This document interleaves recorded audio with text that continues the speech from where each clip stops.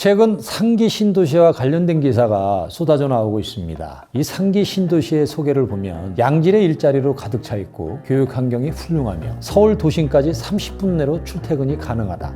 정말 좋습니다. 이 멋진 신도시 라이프를 꿈꾸게 만드는 내용들이네요. 1기, 2기를 거쳐 무려 3기까지 온 신도시. 상기 신도시는 이런저런 말이 많지만 오늘은 거두절미하고 신도시 자체를 생소하게 느끼시는 분들을 위해 이 신도시가 어떤 식으로 만들어지고 발전해 왔는지에 대한 이야기를 좀 준비해봤습니다. 자, 그럼 잠시 과거로 한번 가볼까요? 자, 1기 신도시입니다. 1989년 노태우 정부 시절 주택 부족 해결을 위해 LH와 함께 대한민국 역사상 최대의 주택 건설 프로젝트를 추진했죠. 무려 주택 200만 호 건설. 이렇게 1기 신도시가 이어집니다. 당시 노태우 정부는 자연환경을 보존하자는 취지의 그린벨트를 훼손하지 않기 위해서 서울 중심에서 20km 정도 떨어진 지역에 1기 신도시를 짓습니다. 그렇게 건설된 신도시는 성남시 분당, 고양시 일산, 부천시 중동, 안양시 평촌, 군포시 삼본 이를 계기로 대한민국에서 본격적으로 아파트 위주의 주거 환경이 정착됐다고 볼 수 있습니다. 우리가 신도시라고 하면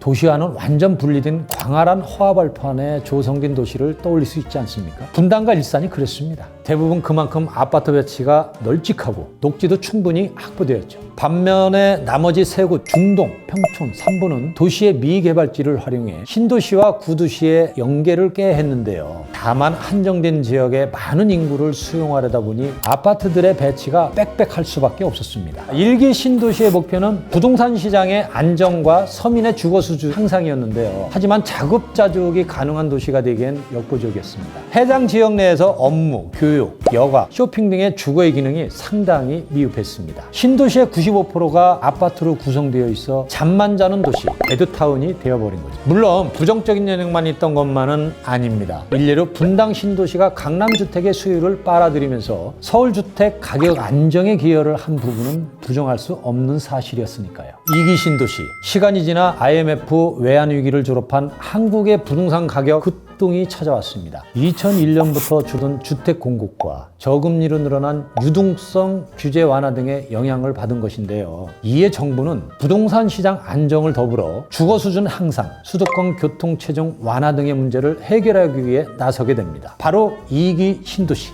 2기 신도시는 총 12곳에 건설됐죠. 김포시, 성남시 판교, 화성시 동탄, 파주시 운정, 수원시 광교, 양주시 양주, 성남시 수정구, 하남시 유래, 평택시 고덕, 인천시 검담, 천안시 아산, 대전시 도안에 신도시를 건설했습니다. 아까 1기 신도시가 잠만 자는 도시, 베드타운이 돼버렸다고 말씀드렸죠. 2기 신도시는 자족기능을 살리는 방향으로 개발이 되었습니다. 이 과정에서 국내 테크노밸리 사업 중 가장 성공한 사업, 한국의 실리콘밸리 판교 테크노밸리가 생겨난 거죠. 물론 문제도 적지 않았습니다. 가장 큰 문제는 바로 입지와 교통이었죠. 수도권이 팽창하여 넓어지고 인구가 급증하는 이 시기에 2기 신도시는 대부분 서울로부터 30km 이상 떨어진 외곽 지역에 건설됩니다. 게다가 이 대부분 도로와 철도 같은 인프라보다는 주거, 업무 시설 등이 먼저 갖춰졌죠. 그러다 보니 교통 인프라 건설 비용은 높아질 대로 높아졌고 주거 불만과 같은 각종 민원이 발생하는 상황이 생긴 거죠. 그렇게 교통시설 건설이 계속 더디게 진행되면서 교통 문제는 2기 신도시를 대표하는 문제점으로 자리하게 됩니다. 3기 신도시,